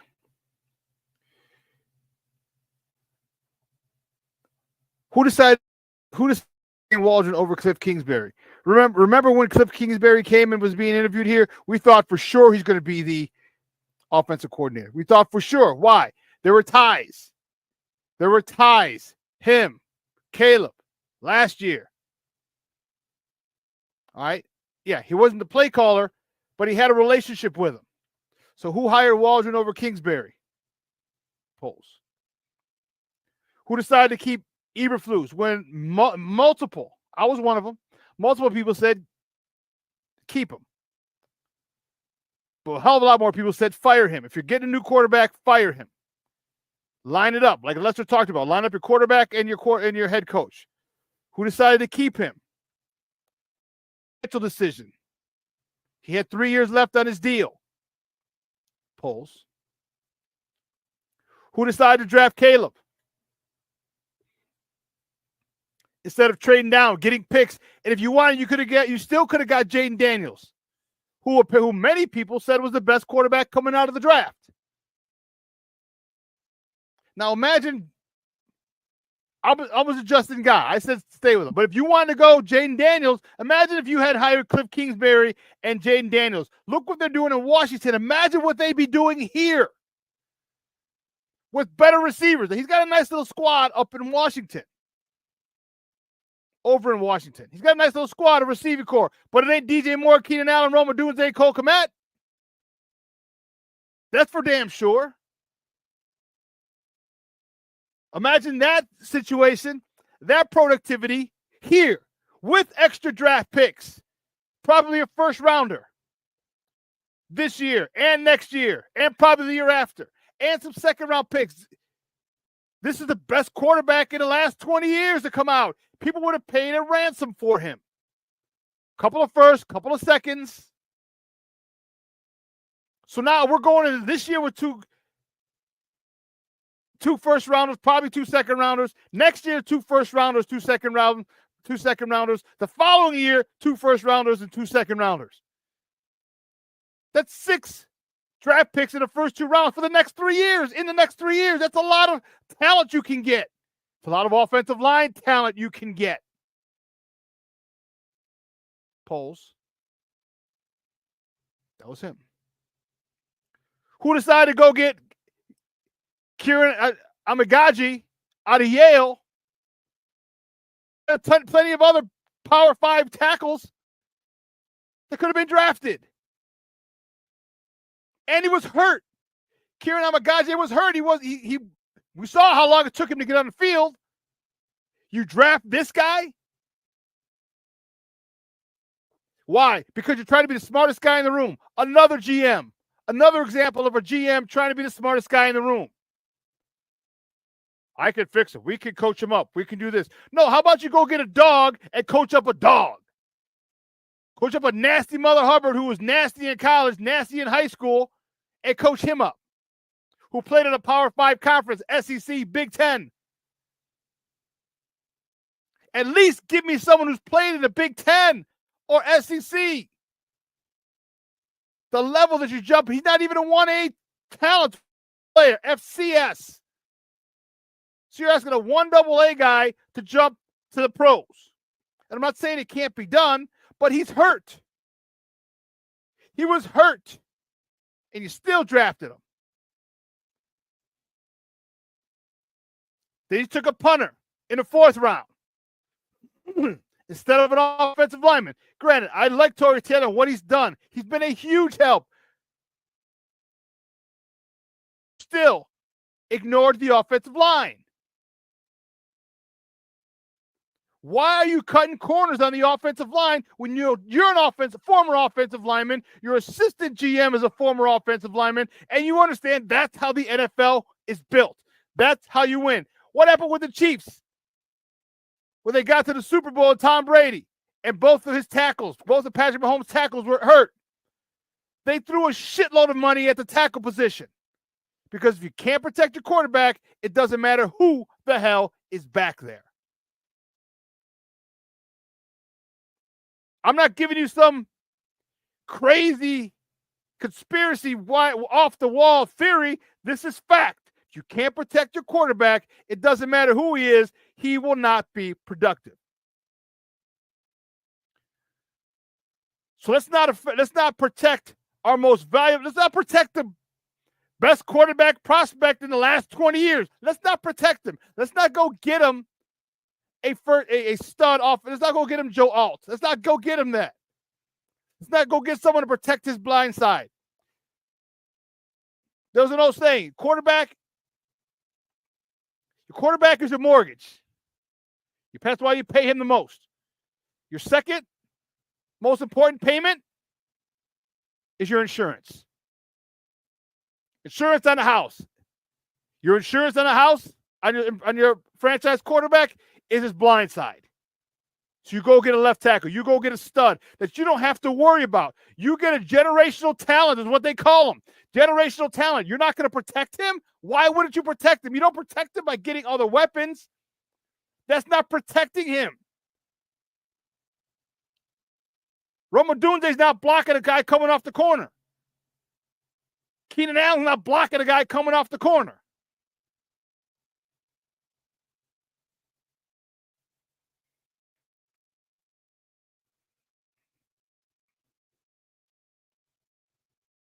Okay, and then you, along with a whole bunch of some of my colleagues,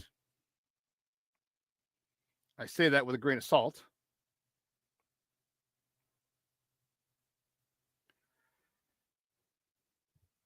you sold us a shitty bill of goods that Caleb is a guy. Well, if he's a guy, why the hell am I missing open receivers? Why the hell is he, if he's generational, why the hell doesn't he know how to throw specific types of passes in specific types of? Why don't you know when you need a fastball? Why don't you know when you need to put some air under? Why don't you know when there needs to be a humpback line drive? Get it up and get it down. Why don't you know that?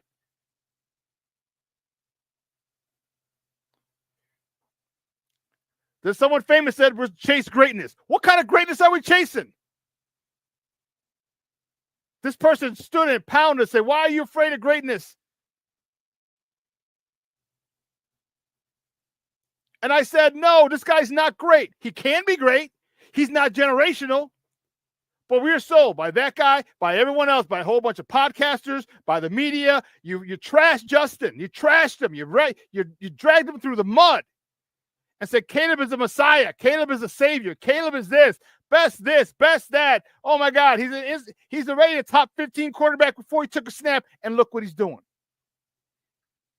And I'm not talking about the routes not being married to his drop. I'm talking about missing DJ Moore wide open receivers. I'm talking putting a lot of air into the ball last week with Roma Dunze, and Roma Dunze had a damn near fair catch the ball. When if he threw it on the line, he could get it and possibly score a touchdown. He's done that to DJ twice. How about missing DJ Moore on a crossing route when it's a man and you know it's man? You want a crossing route, but you throw a jump ball to Keenan Allen in the corner, where if you looked at DJ Moore, he skips into the end zone. Skips. He could have done a Ric Flair walk into the end zone if you hit him on that crosser, if you want it. What DJ Moore said, DJ Moore kept telling us last year, none of those guys are better than Justin. None of those guys are better than Justin. The fan base was yelling, we want Fields, we want Fields. And maybe Fields and Waldron work out better than Fields and Williams, since Waldron had worked with veteran quarterbacks before.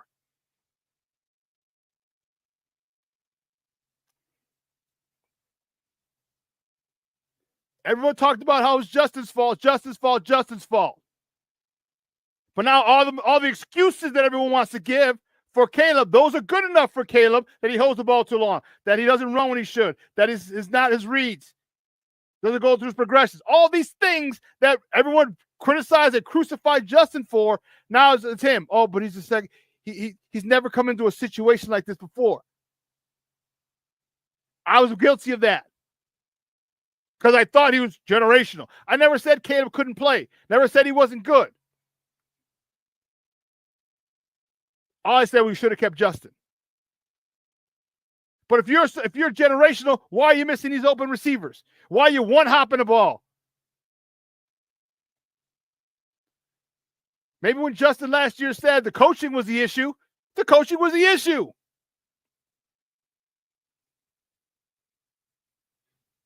But everybody who wants to jump in and say we're chasing greatness, he's the best, he's this, he's that. Oh, come on now, stop it.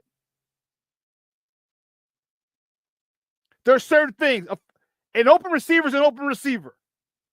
When you have a clean pocket, those are the ones he should be hitting. Now, if he hit all those open receivers and we're still doing this, I get it. Okay, this offense stinks. The play calling sucks.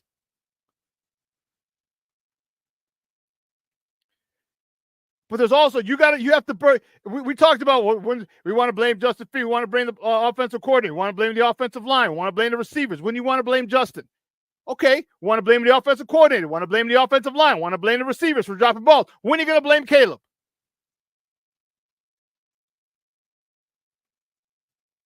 Because Roma Dunze had a nice drop yesterday right through his hands. Right through his hands.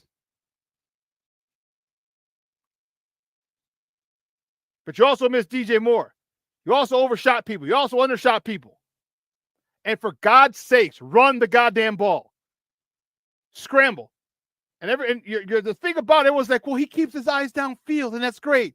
No, sometimes you need to move the goddamn chains and make them have another play. That's the thing that bothers me. Oh, he keeps his eyes downfield all the time. Okay, good. But if there's no one open, run the ball, get the first down. Now what you're doing is you're tiring out this defense. You're wearing down this defense, having to chase you side to side to side, or chasing you up and down the field. And you get a first down.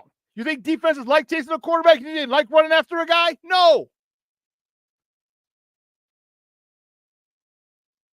But you're going back and forth, and you're holding on to the ball. Back and forth and holding on to the ball. Stop holding on to the ball. Run the goddamn ball. Get up in there. Get the 6 yards we need.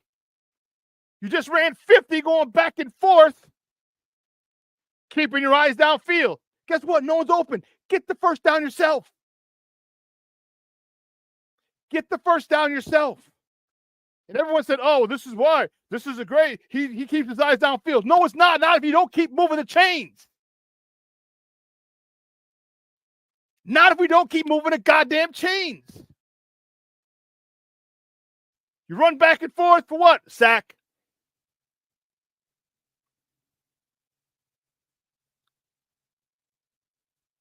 If you're generational, why are you not hitting Cole Kmet? Cole Kmet had a career year last year. DJ Moore had a career the year last year. Darnell Mooney suffered in the process. But I'm okay with DJ Moore and Cole Kmet having career years last year. Why did you not? Someone must have said something to him on the sideline for him to throw it to DJ Moore, to Cole Kmet 3 times, and that was it. Someone said, hit your tight end. Like, all right, let me shut this guy up. He goes, looks at him 3 times, hits him twice, and that was it. He got targeted like 3 times in 5 plays. And that was it. You should understand. You've been a quarterback a long time. You understand tight end is your best friend. Why not look for him? Why not look for him? He's one of the top 5 tight ends in the NFL. Why not look for him? Why not start looking for him? Back to Waldron. Where are the slants that I asked for? Where? Where's the jump ball in the end zone? Oh, you threw it to Keenan Allen when you had a DJ Moore coming across on a crosser, wide open. But where else are the other jump balls? Where? Romadunze, 6'3", with a 38, 39-inch vertical. Keenan Allen, 6'3". I don't know if his vertical is that high. He's older. Where are these plays? Where's the max protect? Where's the run? All these things. Which is exactly why I said keep Justin. Exactly why. Because this is what I was afraid was going to happen. You have all these weapons and you don't know how to use them. All these weapons. It's like having a Ferrari, a Porsche, and don't know how to drive stick. You know what they did? You know what they did? They stopped making Ferraris, Porsches, all those stick. They made them in an automatic because most people don't know how to drive stick. So if you can't drive the car, what good's having a sports car? What's good is a $100,000 car if you can't shift. And this is what we have. We got a $100,000 guy, and he can't get this offense going. Nobody wants. What's the problem? There's an issue. Why are they not connecting with Caleb? And I'll tell you, the thing I feel that some might think he feels a little entitled. Keenan Allen's dropping balls like crazy. What the hell is that about? DJ Moore, his routes aren't as sharp. Why? Because he doesn't throw. Dude, I'm the number 1 guy. Throw me the damn ball. You saw when he had the first catch yesterday. Throw me the effing ball is what he said. I think, and it was clear. You don't have to be able to relive to read that. He said, throw me the fucking ball. He just signed a $110 million contract. You don't think you should be throwing him the goddamn ball? $100 million, the richest contract in Bears history, and you don't throw him the ball? That's Waldron and Caleb. What's the issue with DJ and Caleb? I said it on Friday. There's an issue. What is the issue? We got to find it. I think he just hates Caleb because Caleb feels entitled. NIL, Heisman Trophy winner, all the praise, generational, all the hype, all this, all that. And look, you could be that. That's you. But give me the goddamn ball. I'm the number 1 receiver. And DJ's not going to come out and say it like some receivers. Keep throw me the damn ball. He says it in other ways. Throw me the damn ball. So that's all things, every level. Head coach, offensive coordinator, quarterback, wide receivers. Because DJ Moore, I can tell you, he's not going, his effort level has dropped. Do you blame him? No, he shouldn't. His effort level shouldn't drop. You're getting paid a lot of money.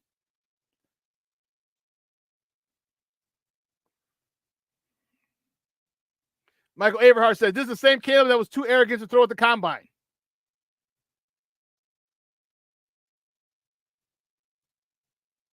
Junior, you're right. Allen left DJ to get wasted on a play for not blocking for Moore. Yes. If he hits that block, DJ Moore gets the first down. That's the one we were talking about. He goes in motion. Keenan Allen, you pick up that block, DJ cuts aside your block, first down, period, end of story. Now you're getting guys not wanting to block for each other? Now this has nothing to do with Caleb. That's nothing to do with Caleb.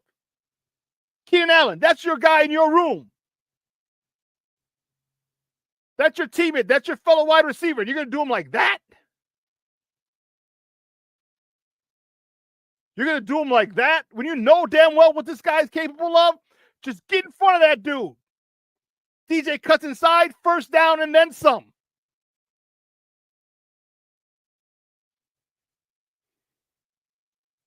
Jason, just don't throw DJ the ball on a naked screen on a 4th and 1.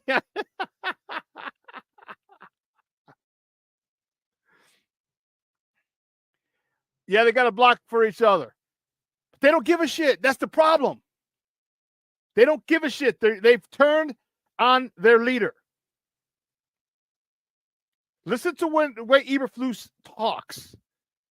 Listen. You have to understand and learn how to read people. Some people grew up a certain way where being able to read people was a matter of survival. I was one of them. Growing up a black and Hispanic kid in a predominantly white neighborhood, I had to learn how to understand and read people in a heartbeat. Got chased twice, 3 times maybe, from a St. Lawrence dance. I'm about to get my ass kicked because I was small in my freshman and sophomore year in high school. I was small. Like only 5'8", 5'7", 5'8". Got chased from St. Lawrence. I understand people getting my ass kicked in those neighborhoods, names being called at me, or people you're cool with, and their friends want to start some shit with you. You got to understand that. Listen to the way Coach Eberflus is talking. It's desperate. It's kind of like trying to convince you of something. We got to go back to the process. Just listen in the tone. Yes, Jason, he's lost the locker room. I agree. He's lost the locker room. You got players coming out saying they don't like what's happening in practice. DJ said it as well. You got Jalen Johnson talking about we should have taken a timeout before this. Then you make stupid comments saying that the 13 yards that you gained prior to the Hail Mary didn't matter.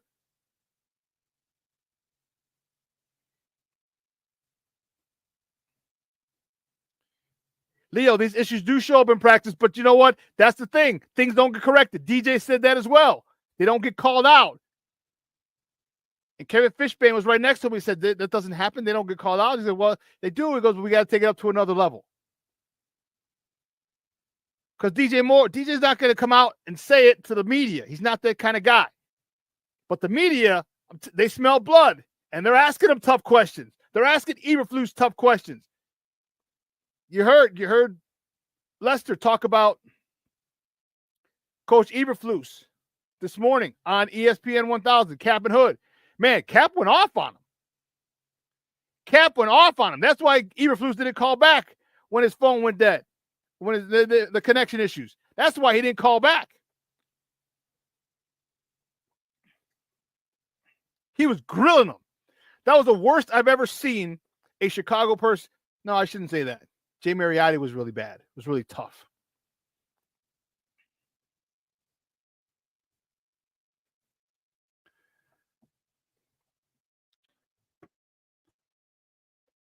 For words, Leo. I mean, there's blame to go at every level. That's the problem. That's the problem. Every single level.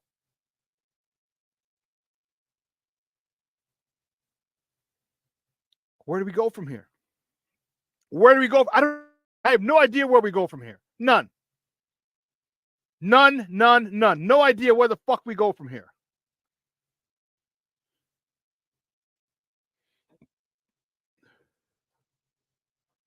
You can't make the player. I mean, once a player's checked out, they've checked out.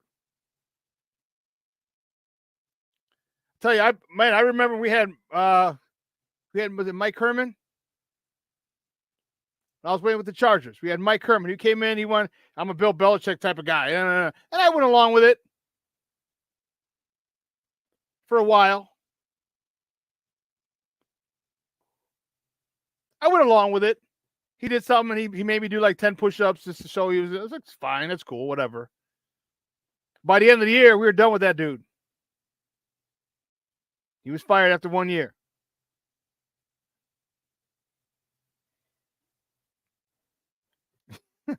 Plank says, thank you. Get off my lawn, Shawn. I'm back to bear down. Good. Bear down, Plank. Jason says, think fuck with that, Shawn. I thought it was just me that felt like that. What are you going to do? No, you and a lot of Bear fans, we feel like this. Because it's evident at every level. Where do we start? Where do we start? Where do we go?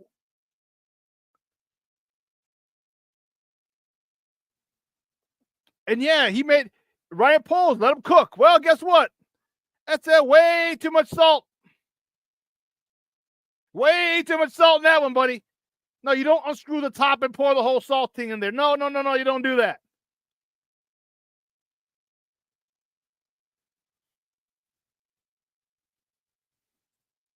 Michael says, been a fan since 75, except for 84, 85, 86. This is how it's been for the most part. Yeah, that's what I said, Michael. I don't know when you tuned in. I said, we don't have a history of winning. We don't. Everyone talks about, the glory year. What glory years? Yes, we've won NFL championships. How many of us were alive when the Bears won NFL championships before the Super Bowls were created? How many of us were alive when they won? 63-10, 72-10. How many of us were alive? None of us. We don't have a glorious history. We don't. We have players. We have a slew of players that were great. We don't got great teams. The Gale Sayers and Dick Butkus teams, those teams sucked. Those teams sucked.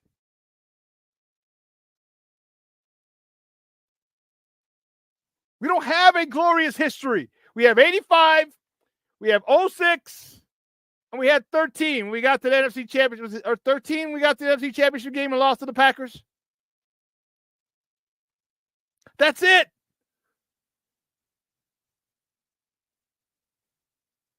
That's it.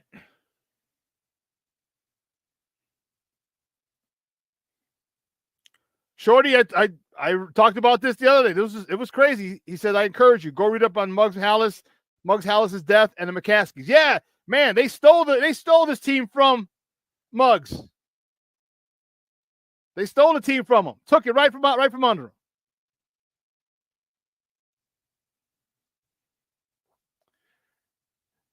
$2013 was a pop-up. Yeah, that was Cutler, and when they got to the NFC Championship game, and he hurt his knee.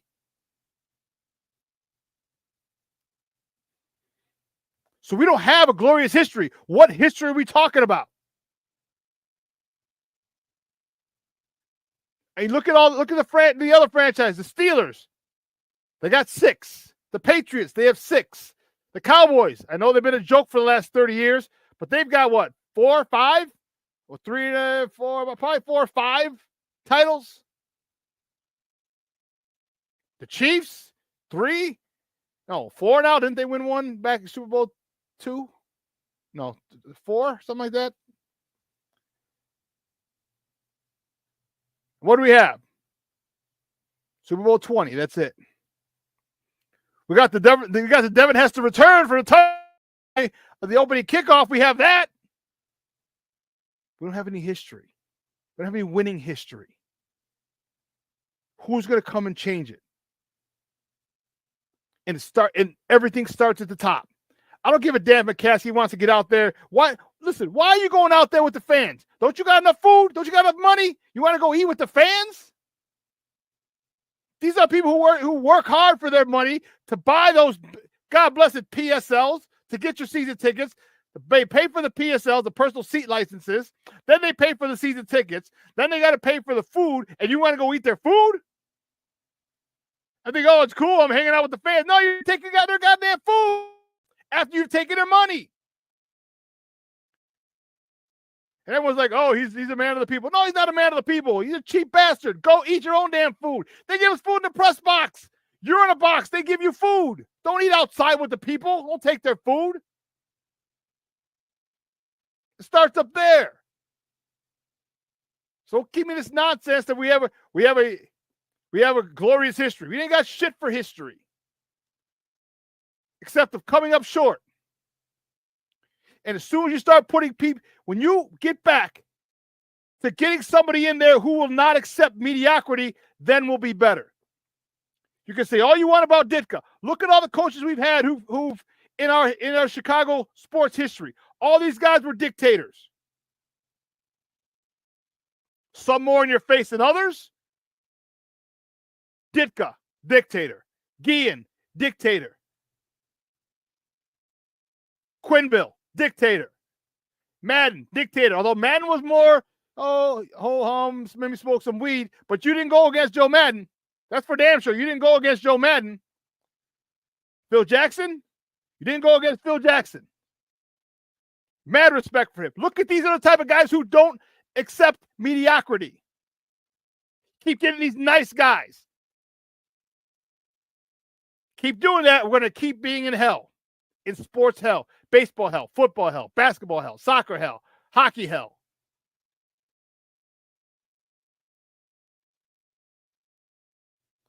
Yes, we so bad needed Harbaugh. Harbaugh would have been the perfect fit.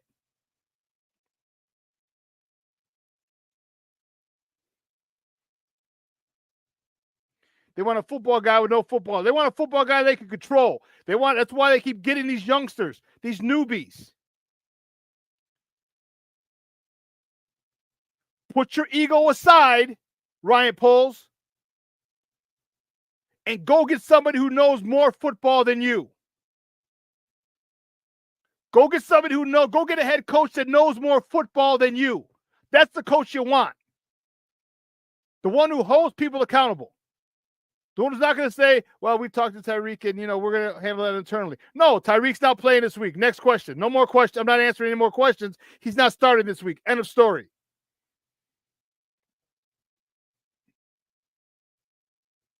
When you let the players run the inmates run the asylum, this is what you got. It's just like the players run the asylum and the boss's boss run it. So you got the players and the general manager want to run it and not the head coach.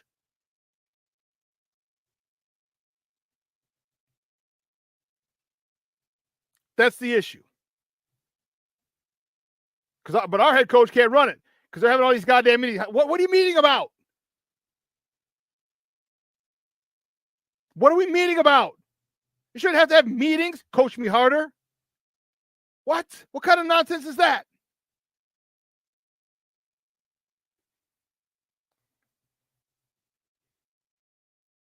You got me fired up this morning, baby. Fired up.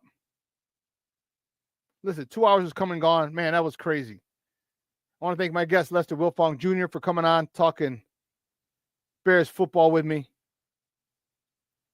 All right.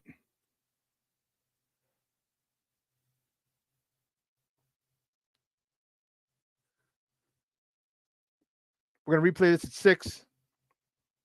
At 12:15, you got Sid and Lakina, Second City Sports. And they will take you on another 2-hour tour of Chicago sports.